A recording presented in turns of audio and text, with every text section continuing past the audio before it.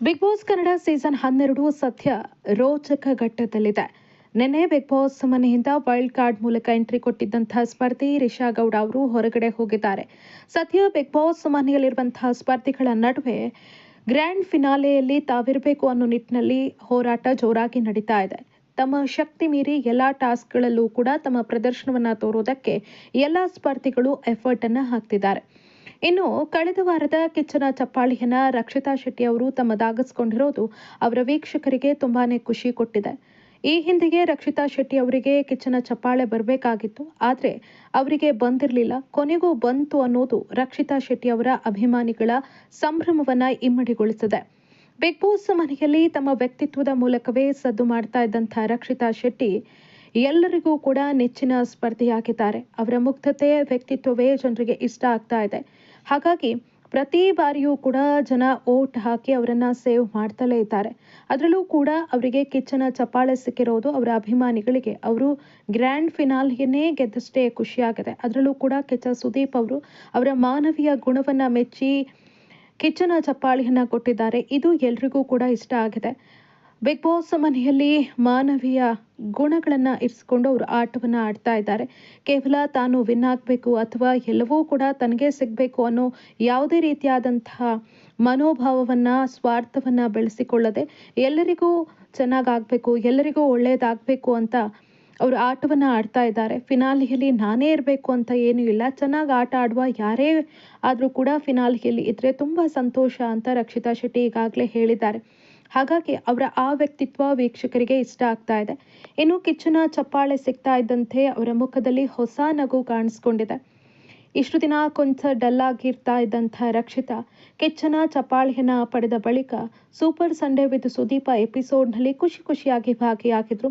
ಈ ಹಿಂದೆ ಅವರು ವೀಕೆಂಡ್ ಎಪಿಸೋಡ್ನಲ್ಲಿ ಕಿಚ್ಚ ಸುದೀಪ್ ಅವರ ಮುಂದೆ ಡಲ್ ಆಗಿ ಕಾಣಿಸ್ತಾ ಇದ್ರು. ಆದರೆ ಅವರಿಗೆ ಈ ಒಂದು ಕಿಚ್ಚನ ಚಪ್ಪಾಳೆ ಸಿಕ್ಕಿರೋದು ಹೊಸ ಹುರುಪನ್ನ ಕೊಟ್ಟಿದೆ, ಹೊಸ ಭರವಸೆಯನ್ನ ಮೂಡಿಸಿದೆ, ಜೊತೆಗೆ ಧೈರ್ಯ ಕೂಡ ತಂದಿದೆ. ಹಾಗಾಗಿ ಖುಷಿಯಿಂದಲೇ ಕಿಚ್ಚ ಸುದೀಪ್ ಅವರ ಮುಂದೆ ಮಾತನಾಡಿದ್ದಾರೆ. ಅದರಲ್ಲೂ ಕೂಡ ಧ್ರುವಂತ್ ಅವರ ಬಗ್ಗೆ ಅವರು ನೀಡಿರುವಂತಹ ಸ್ಟೇಟ್ಮೆಂಟ್ ಸಾಕಷ್ಟು ಮೆಚೂರ್ಡ್ ಆಗಿತ್ತು. ಜೊತೆಗೆ ಅವರ ಮೆಚೂರಿಟಿ ಲೆವೆಲ್ ಅನ್ನೋದು ಯಾವ ರೀತಿ ಇದೆ ಅನ್ನೋದನ್ನ ತೋರಿಸಿತ್ತು. ಧ್ರುವಂತ್ ಅವರ ವಿಚಾರದಲ್ಲಿ ಅವರು ಮಾತನಾಡಿದ್ದು ಎಲ್ಲರೂ ಕೂಡ ಸೋಷಿಯಲ್ ಮೀಡಿಯಾದಲ್ಲಿ ಆ ಒಂದು ವಿಡಿಯೋ ಕ್ಲಿಪ್ಪಿಂಗ್ಸ್ ಅನ್ನ ಶೇರ್ ಮಾಡ್ಕೊಳ್ತಾ ಇದ್ದಾರೆ. ಎಷ್ಟು ಚಿಕ್ಕ ವಯಸ್ಸಿಗೆ ಆಕೆಗೆ ಎಷ್ಟು ಮೆಚೂರಿಟಿ ಇದೆ ಅಂತ ಮೆಚ್ಚುಗೆಯನ್ನ ವ್ಯಕ್ತಪಡಿಸ್ತಿದ್ದಾರೆ.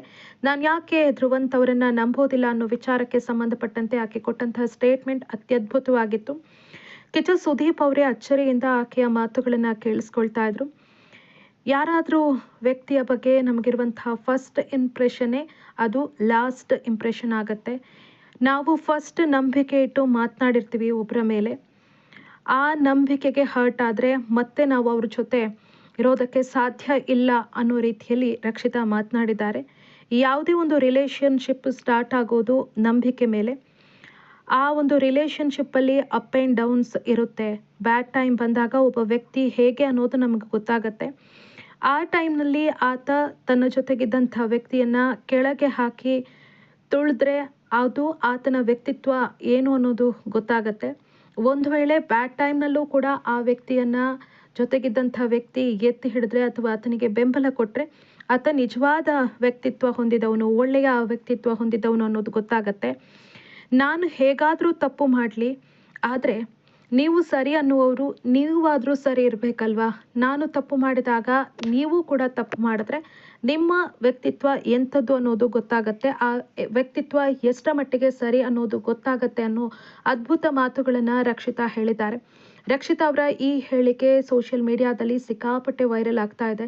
ಕಿಚ್ಚ ಸುದೀಪ್ ಅವರು ಕೂಡ ಆಕೆ ಮಾತಾಡ್ತಾ ಇದ್ದಂತೆ ದಂಗಾಗಿ ನೋಡ್ತಾ ಇದ್ರು. ಮೇ ಬಿ ಅವರ ತಲೆಯಲ್ಲೂ ಕೂಡ ಓಡಾಡ್ತಾ ಇದ್ದಿರಬಹುದು, ಇಷ್ಟು ಚಿಕ್ಕ ವಯಸ್ಸಿಗೆ ಈಕೆ ಹೇಗೆಲ್ಲ ಥಿಂಕ್ ಮಾಡ್ತಿದ್ದಾಳೆ ಅಂತ.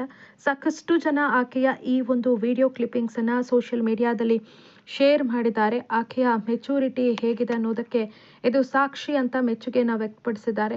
ಇಂಥವರು ಬಿಗ್ ಬಾಸ್ ವಿನ್ನರ್ ಆಗಬೇಕು, ಯಾವುದೇ ರೀತಿಯಾದಂತಹ ಫೇಕ್ ಮುಖವಾಡವನ್ನು ಹಾಕಿಕೊಳ್ಳದೆ ಪ್ರಾಮಾಣಿಕವಾಗಿ ಬಿಗ್ ಬಾಸ್ ಮನೆಯಲ್ಲಿ ಆಟವನ್ನು ಆಡ್ತಿದ್ದಾರೆ. ಜೊತೆಗೆ ಎಲ್ಲರ ಜೊತೆ ಕೂಡ ಒಳ್ಳೆಯ ರೀತಿಯಲ್ಲಿ ಬೆರೆಯುವಂಥ ಕೆಲಸವನ್ನ ಮಾಡ್ತಿದ್ದಾರೆ. ತನಗೆ ನೋವು ಕೊಟ್ಟವರಿಗೆ, ಅವಮಾನ ಮಾಡಿದವರಿಗೆ ಒಳ್ಳೆಯದಾಗಲಿ ಅಂತಲೇ ಬಯಸುವಂಥ ಮನಸ್ಸು ರಕ್ಷಿತಾ ಅವರದ್ದು. ಅವರ ಈ ಮನಸ್ಸು ಇದೇ ರೀತಿ ಇರಲಿ. ಜೊತೆಗೆ ಧ್ರುವಂತ್ ಅವರು ಒಂದು ಒಳ್ಳೆ ಫ್ರೆಂಡನ್ನು, ಒಳ್ಳೆ ತಂಗಿಯನ್ನು ಕಳ್ಕೊಂಡಿದ್ದಾರೆ. ನಿಜಕ್ಕೂ ಅವರಿಗೆ ಒಂದು ಒಳ್ಳೆಯ ಸಂಬಂಧವನ್ನು ಇಟ್ಕೊಳ್ಬಹುದಾಗಿತ್ತು ರಕ್ಷಿತಾ ಅವರ ಜೊತೆ. ಆದರೆ ರಕ್ಷಿತಾ ಅವರ ಬಗ್ಗೆಯೇ ಕೆಟ್ಟದಾಗಿ ಮಾತನಾಡಿ ಒಂದು ಒಳ್ಳೆಯ ಸಂಬಂಧವನ್ನು ಕಡಿದುಕೊಳ್ಳುವ ಹಾಗೆ ಮಾಡ್ಕೊಂಡಿದ್ದಾರೆ ಧ್ರುವಂತ್ ಅವರು. ಇನ್ನಾದರೂ ಅವರಿಗೆ ತಪ್ಪಿನ ಅರಿವಾಗಲಿ ಅಂತ ಸಾಕಷ್ಟು ಜನ ಧ್ರುವಂತ್ ಅವರಿಗೆ ಬುದ್ಧಿ ಮಾತು ಹೇಳಿದ್ದಾರೆ. ಮತ್ತೆ ಈ ಒಂದು ಸಂಬಂಧವನ್ನು ಸರಿಪಡಿಸಿಕೊಳ್ಳುವಂಥ ನಿಟ್ಟಿನಲ್ಲಿ ನೀವು ಪ್ರಯತ್ನವನ್ನು ಮಾಡಿ. ರಕ್ಷಿತಾ ನಿಮ್ಮ ಜೊತೆಗಿದ್ರೆ ನಿಮಗೂ ಕೂಡ ಒಳ್ಳೆಯದಾಗತ್ತೆ ಅಂತ ಸಾಕಷ್ಟು ಜನ ಆ ವಿಡಿಯೋ ಕ್ಲಿಪ್ಗೆ ಕಮೆಂಟ್ಸ್ಗಳನ್ನು ಹಾಕಿದ್ದಾರೆ.